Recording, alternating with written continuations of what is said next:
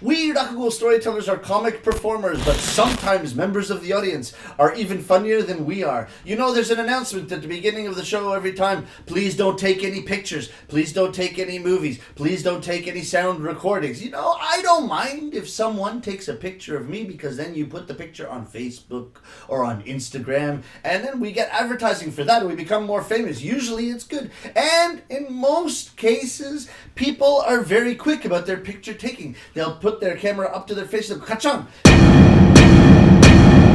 There is a very important aspect to Japanese culture, and it's called Kiwameru.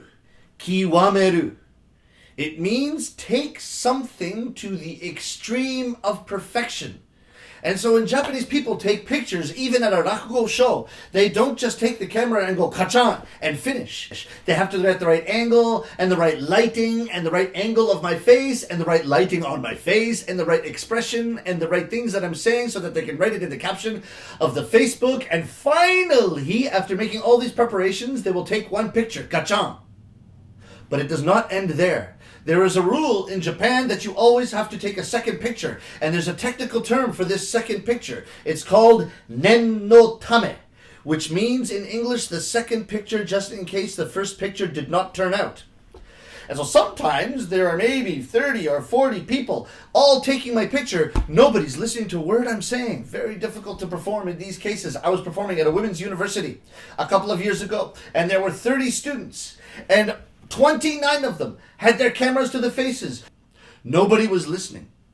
Very difficult to perform. I thought this was good. If they're all going to take a picture at the beginning of my performance, then they would all put their cameras and their iPhones down. So I continued battling against these conditions. But it went by 1 minute.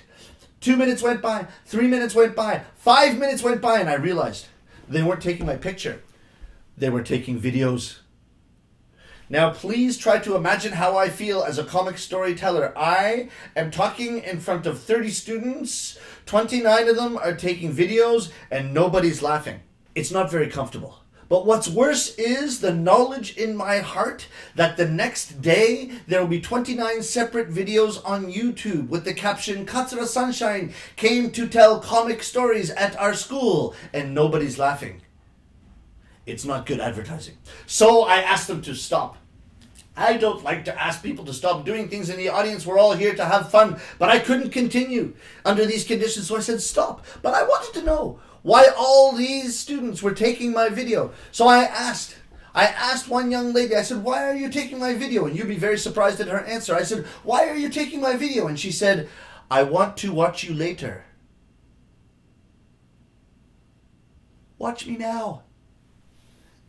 It's much better live. But this video is also pretty good.